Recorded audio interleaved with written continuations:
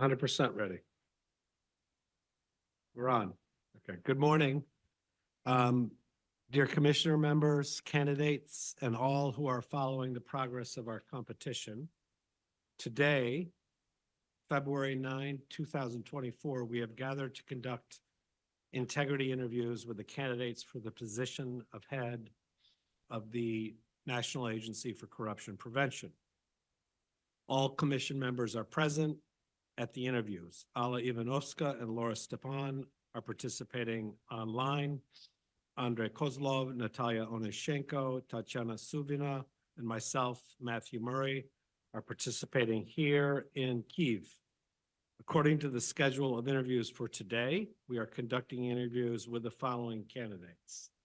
Броневицький Станіслав, Вишневський Андрій. Броневицький Станіслав, Вишневський Андрій, Гупяк Сергій, Загребельська Гія, Калмиков Дмитро, Каплюк Катерина, and Корнієнко Олег. I would like to thank all of the candidates. We understand that you have put yourselves out in the public for purposes of applying for this position, that you have been willing to submit to certain public examination and scrutiny, and that this is courageous and on your part. So we honor your efforts, we honor your interest in serving your country, and we just want to recognize the sacrifice that you're making by simply going through this process. I would like to remind you that requests for information that will be supporting these interviews have been sent to all relevant government bodies, and materials submitted by the candidates for participation in the competition, including their declarations, have been thoroughly analyzed. We have also received and processed appeals from public organizations and individual citizens. The Commission has sent requests for clarification to each candidate in order to obtain additional information, and most importantly, documentary evidence of certain claims. All candidates have provided their responses to these requests. I would like to remind you further that according to the criteria and methodology for evaluating candidates, we will assess the following elements of integrity: absence of involvement in corrupt or corruption-related offenses, independence, financial integrity, ethical behavior, suitability for the position, good faith, and benevolence. I want to emphasize that this procedure for competitive selection is not an investigative procedure. It is an interview that's taking place as part of a broader evaluation of each candidate.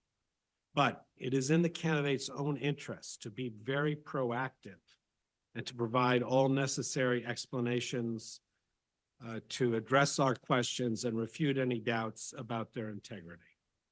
The interview for each candidate will last approximately 45 minutes. The Commission may extend the time if needed. Due to limited time, we propose structuring our work as follows. Commission members will ask questions, and in turn, candidates will have up to 3 minutes. I emphasize up to 3 minutes to respond to them. After that, Commission members may ask clarifying questions. At this stage, Commission members may interrupt the candidate's answer, and if there are no clarifying questions, the Commission will move on to the next question. Does everyone on the Commission agree with this work order? Does anyone from the Commission want to add anything? If there are no further comments, we will proceed. Let me add one further point of order here. Each of the commissioners has been assigned the lead role to interview certain candidates. So our questions will be led by one of the commissioners who is present today, and of course other commissioners may ask questions if they like, but there will be one commissioner in the lead. So if there are no further comments, I suggest we proceed to the first interview with the first candidate, Stanislav Bronevicki.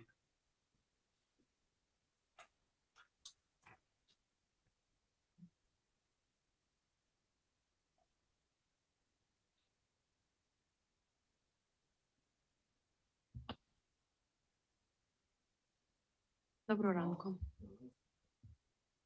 Good morning.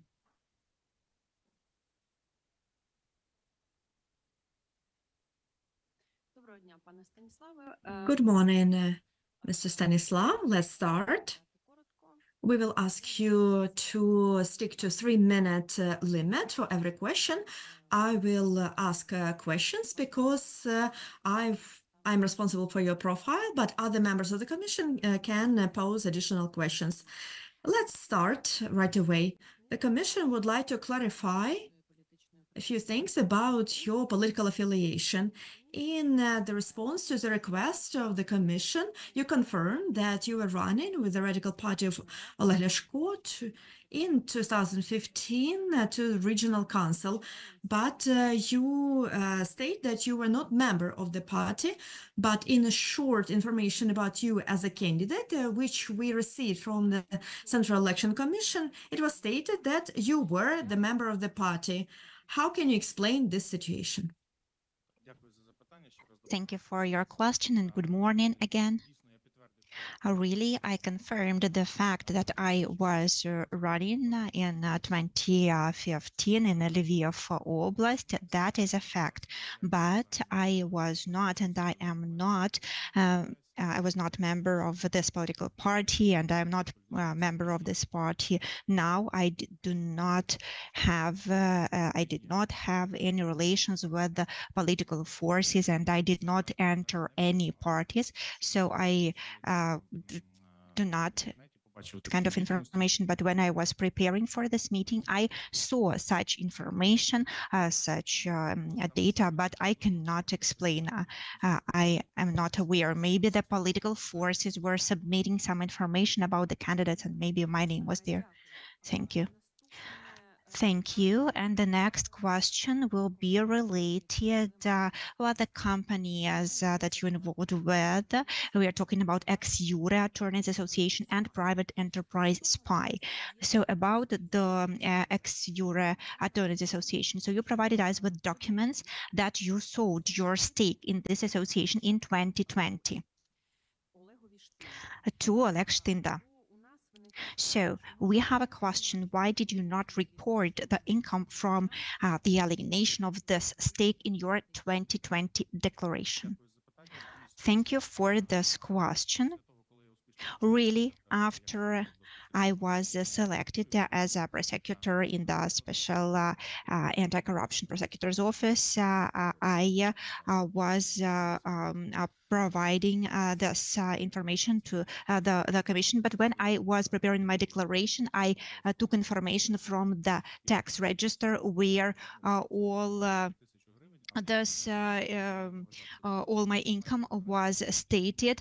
So this amount, 1,000 hryvnias, which is not big, so it was not in my tax documentation. That's why I did not include it into the declaration. Okay, so that is why. So that the tax declaration is in line with your statements, I see. And about the private enterprise SPY, in your explanations, you denied that you owned any corporate rights in this company. You only stated that you were its director from 2013 to 2020. In this regard, how can you explain the fact that in your 2017, 2018, and 2019 declarations, you stated that you owned a 50% stake in the authorized capital of this company?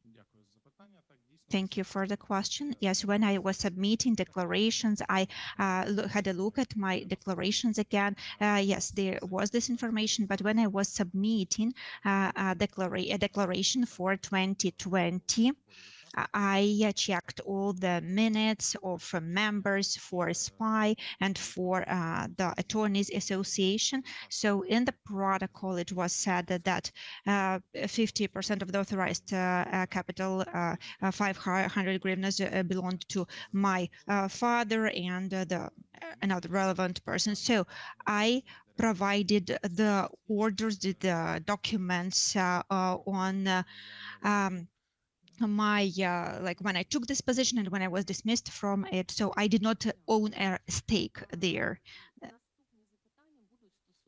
Okay, thank you. And the next questions will be about some discrepancies about your property and information in the declarations. So in all your declarations, you state that you do not know the value of real estate owned by you and your family members. At the same time, in the title documents that you sent us after we requested it, such information, such value is indicated for certain objects, for some price of the apartment, etc. So how can you explain what was the reason why you did not consider it appropriate to indicate it in your declarations? If I may, I would like to take a bit more time for answering this question because it is about real estate and apartments. So I will try to explain. So about the apartments, because the apartments were acquired long before declarations were submitted. Those are the apartments, like one apartment where the biggest number of square meters was acquired by Bronevicka Oksana, my wife. So one of them, like another apartment, was inherited by me, and then that is why I did not know the value of this property. That is why I did not identify it, but I stated all the data about these apartments, about this property, like the address, the square meters, and the owner. But this is the property owned by my family. As for the second question was about cars, is that correct? So you said property, so cars probably as well. So about the cars, when I was submitting 2017 and 2018 declarations, my candidate declarations, I stated that the value of vehicles was not known. Why? Because in my declaration for 2018, it was stated that the value of like the cars for the day of acquiring or the remaining value. So the value was stated for the Audi for me, and Volkswagen Polo for my wife. So I stated the amounts which was defined by the previous owner when selling this car. So that is information that I put in the declaration. I consider it is right. We also wanted to ask about your apartments. So there are 3 apartments owned by your family. And you provided information about the persons who lived there only for 2 apartments.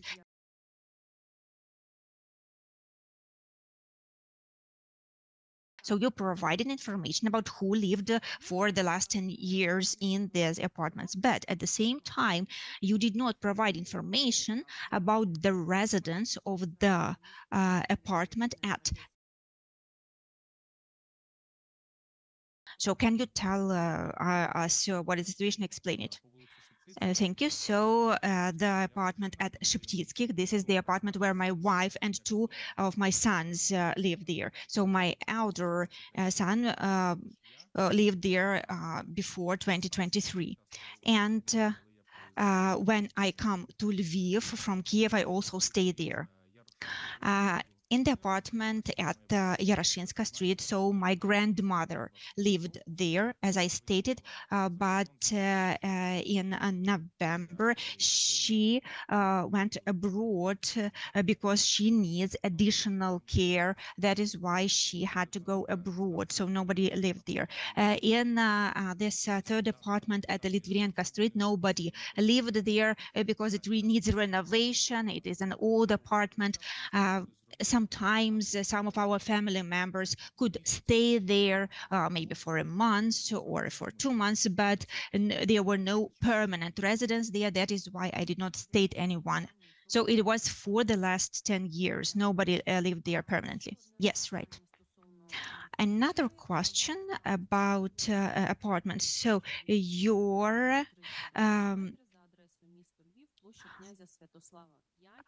father also owns an apartment in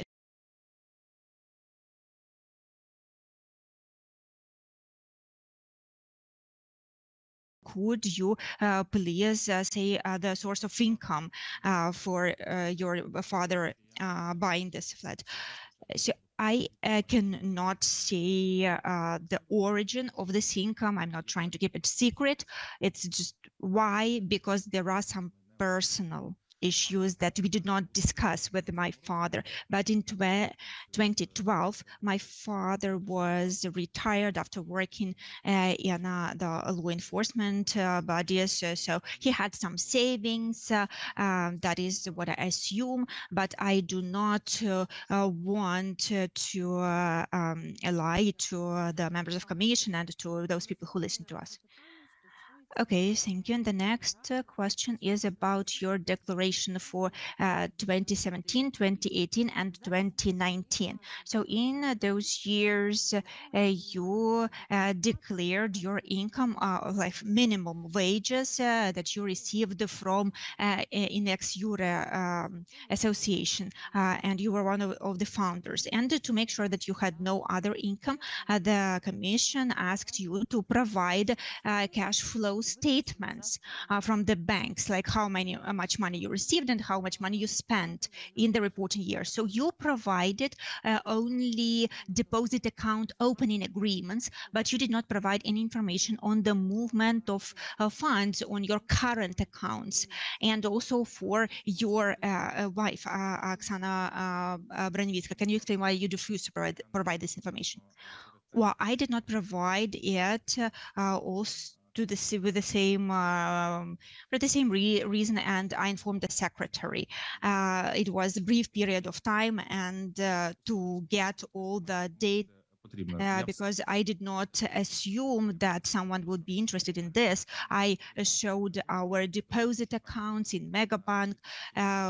If since 2012, I showed this deposit agreement to show that it's not a recent, that I have it for a certain time. And as for Oksana Bronevicka, she only received her salary. This is what I knew, and this is what I stated in 2019 declaration. But because there was lack of time, what I could find, I provided all the documents, even the information I received from the bank to use in my declaration. So I provided the full package of documents, or everything that I could collect in such a brief period of time. And as for my salary, the first part of your question, I confirm that I was receiving the salary and I was declaring it as a candidate for the position, and it was also included in my declaration. And in August, I started working as a prosecutor in the special anti-corruption prosecutor's office. So there were two parts of my income in that year. Thank you for confirming that you did not have any other income. So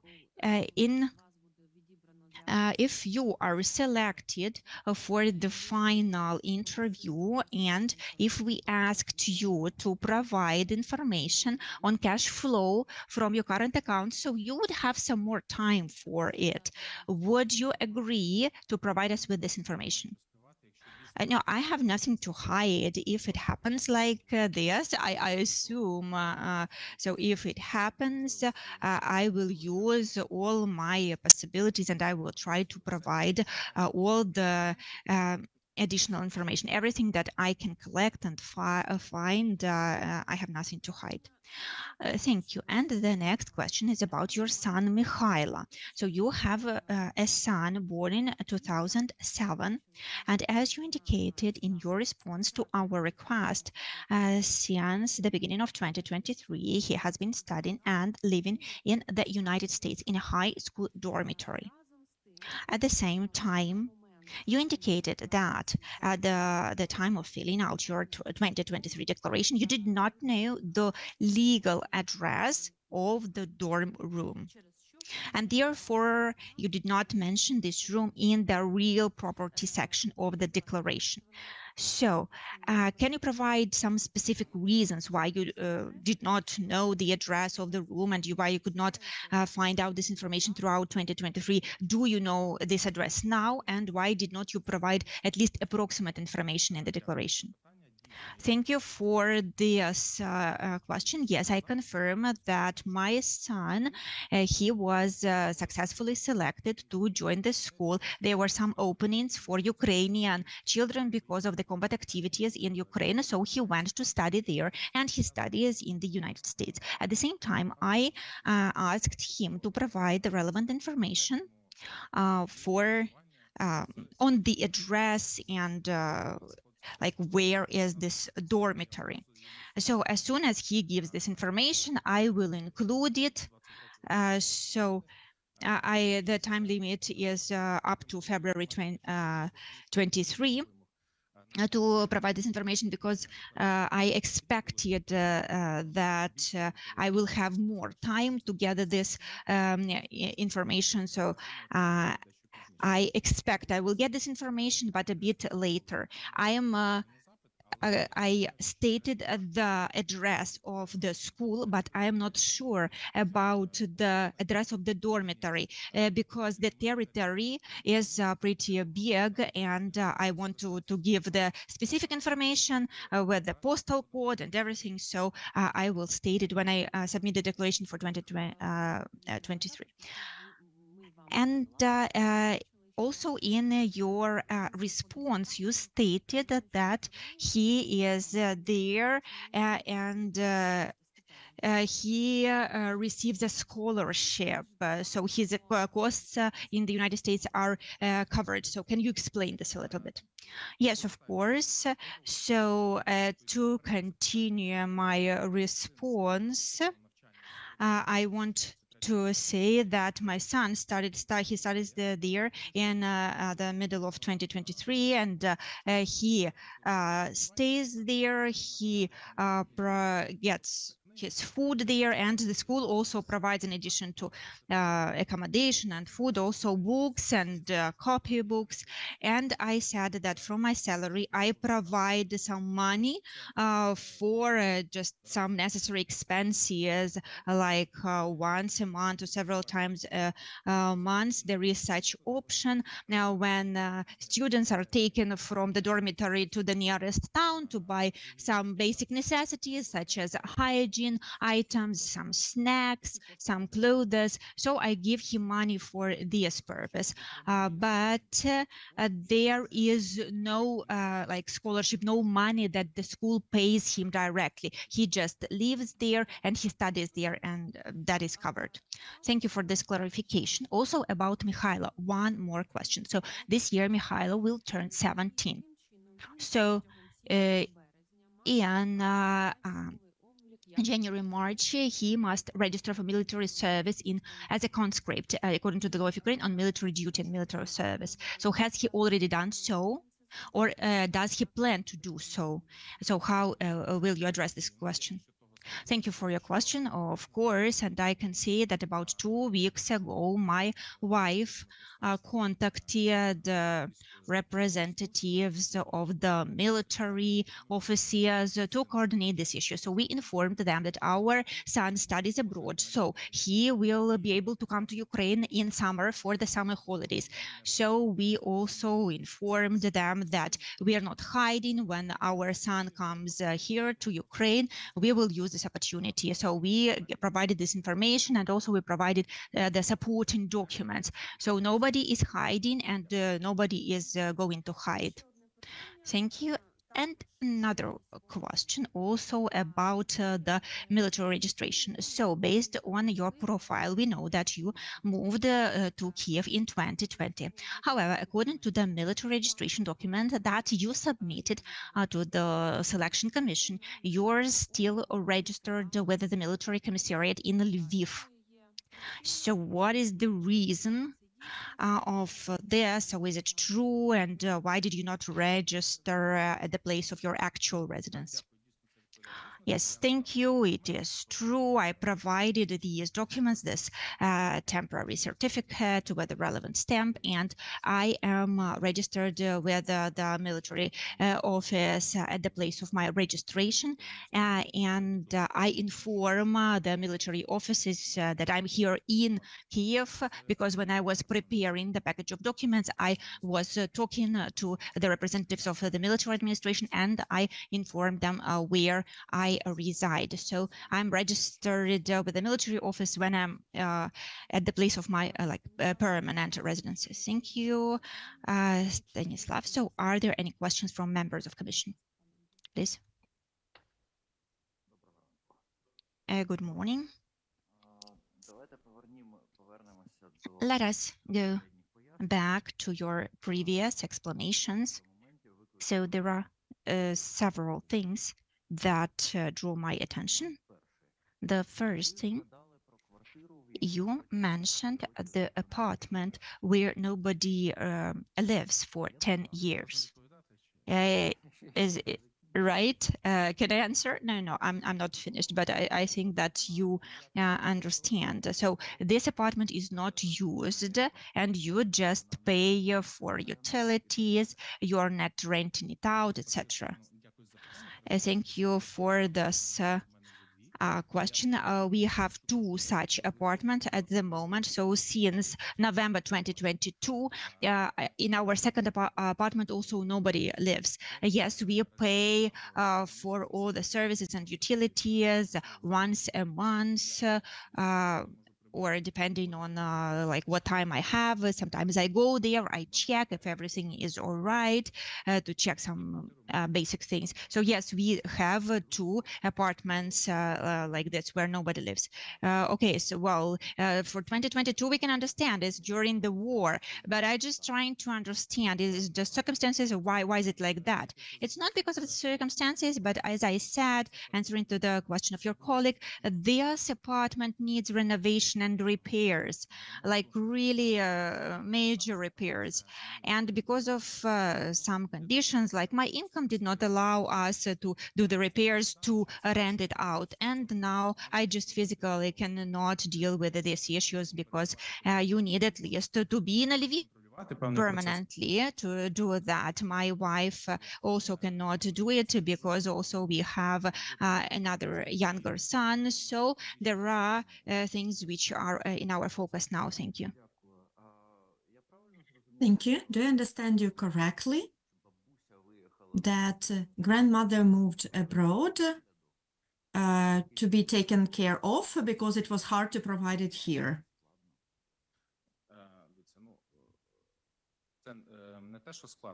It's not that it's difficult. She's 74. So my grandmother had her surgery in 2019, and grandmother requires constant care, even with some basic everyday thing. And because she cannot do some things that people usually can do. And when invasion started, I am constantly in Kiev. My wife is in Lviv. We have a young child, so we could not provide the services to grandmother. We could not spend 24/7 next to her. And so grandmother went in November 2022. She went abroad. Now she's in Belgium. Her sister lives there. And so they cohabit. So my grandmother's sister has a daughter. They live all together, and grandmother is taken care of. Thank you very much for clarification. Which banks did you use during that period that my colleague asked about? I stated that in declaration, 3 banks, Privatbank, Credobank, and Megabank. I stated the amounts in declaration, I confirmed them.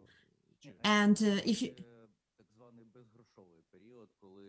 No, I meant that period when you didn't have income. No, I had. income just much lower than the income that I have now. But so I received some interest from these deposits. I had 3 accounts, Credo, Mega, and Privatbank. In Credo Bank, I provided a contract of 2021. It was valid till April 2022. The contract was finished and the money was withdrawn because of military hostilities. And Megabank is being closed down, and for that reason I stopped receiving any income, and I informed about the situation in the bank. And I basically said goodbye to this money that I had in this bank, and I'm not going to apply for the deposit guarantee fund. The amount is not that big, so I am too busy to take care of this. Why was it difficult to receive these documents that the Commission asked about Privatbank? Because we have a digital system of Privat24 where we can easily check everything that was going on the accounts within the past 10 years. I use Privatbank now. And I provided these documents for the amounts that I included in the declaration. But I couldn't find the early information because these were different accounts. I had very limited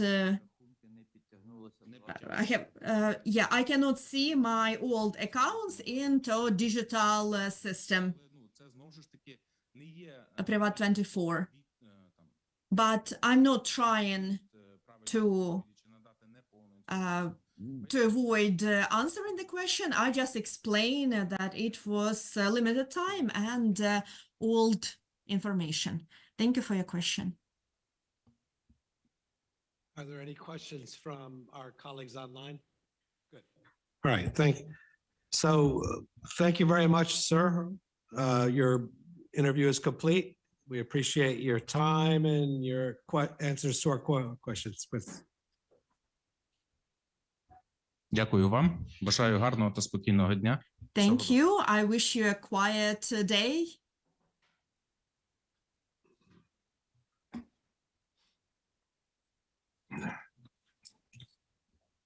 Ready, Natalia? You ready? See the numbers of apartments and kind of during online. Okay. Okay. Unfortunately, translators cannot hear you, so